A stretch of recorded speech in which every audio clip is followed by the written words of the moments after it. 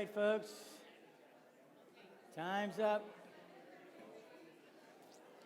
I know it's quick. Okay, if I could get your attention back up here, please.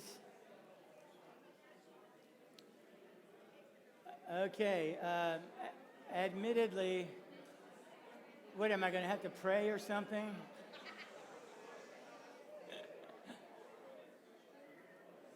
Calm down. I know this is exciting. Now, obviously, you have rightly observed that the time frames we're doing these little exercising is nowhere near what really needs to be done. But see, these are things that you can do at another time when I'm not here. We have to, I get paid by the word, okay? So I need to talk as much as possible. Now, let me ask you this. At your table, how many tables came to the conclusion that your church is an emerging incline? How about developed incline? How about emerging recline? Okay, some hands are going up. How about developed recline? More hands. Emerging decline. And full-blown decline.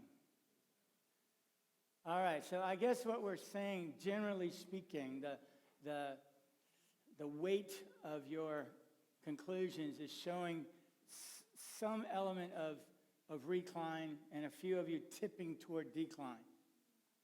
Now, let me ask you this. Yesterday, before you saw any of this, is this the perception you would have had of your church?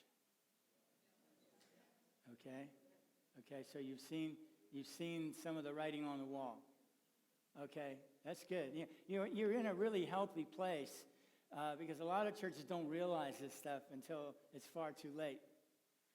But I was working with a group back in December, and coming into the weekend, I think the average person in that church would have said, like, our church is like near perfect. And, we did this little exercise, and there were 12 tables of leaders, and 11 of the tables put the church in developed recline. And there was almost a little bit of hostility and anger about this. But remember I said last night, I was in the music business.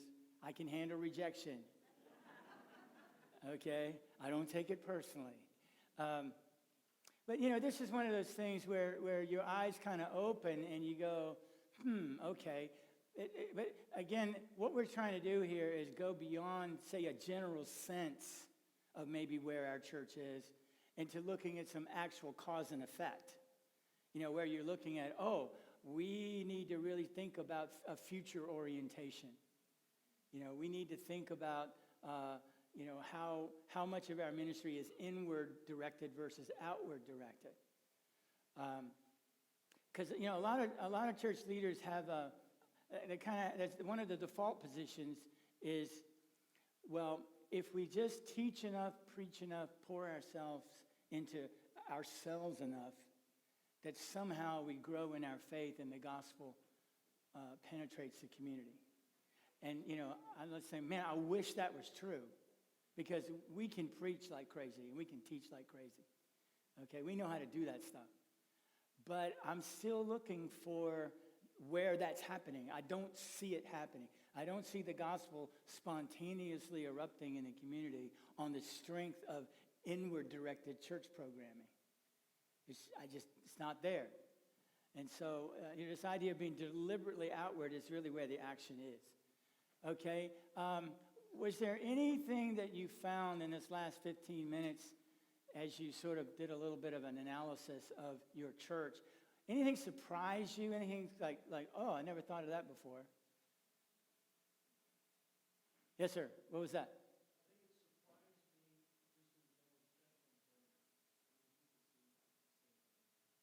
Okay? He's surprised at the fact that there's a general consensus among this group as to where the church is. It's not like we've got one faction thinks we're inclining while another faction thinks we're declining, and some others are smattered in the middle. The group is largely in agreement. And, it's interesting that you say that. I'm finding that that's kind of typical. I would not have predicted that up front, but I think in a sense these categories sort of speak for themselves. And if you look at them honestly and you go, are we more future, present, or past? It's pretty consistent as to where you are. Now, every once in a while, I run into a group that does what I call goal posting, where a significant faction of the group sees the church more on the declining side, while another faction sees the church more on the inclining side. And what I've realized that what that usually represents, one of two things. One is there are two very distinct factions in the church that are in utter disagreement about almost everything, and not just that. But there's another thing. One of the reasons that church leaders will tend to, in a sense, credit themselves toward the inclining side is, folks will say things like, well, Ken, I think we're inclining because we're here at this seminar. And I'm like, well, okay, it's great that you're at the seminar, but this is just an indication of that you are aspiring to incline. You see, this is not yet an ingrained behavior. Okay? So it's the behaviors of the church that we're looking for. All right, now, I tell you what, let's do this. We're kind of at a little bit of a cadence point here, so I'm going to go ahead and take a break. We'll start back up at 10:30. I see that the tables have been stocked. Maybe the tooth fairy must have slipped in while we were talking. So go ahead and take your break. We'll start back up at 10:30.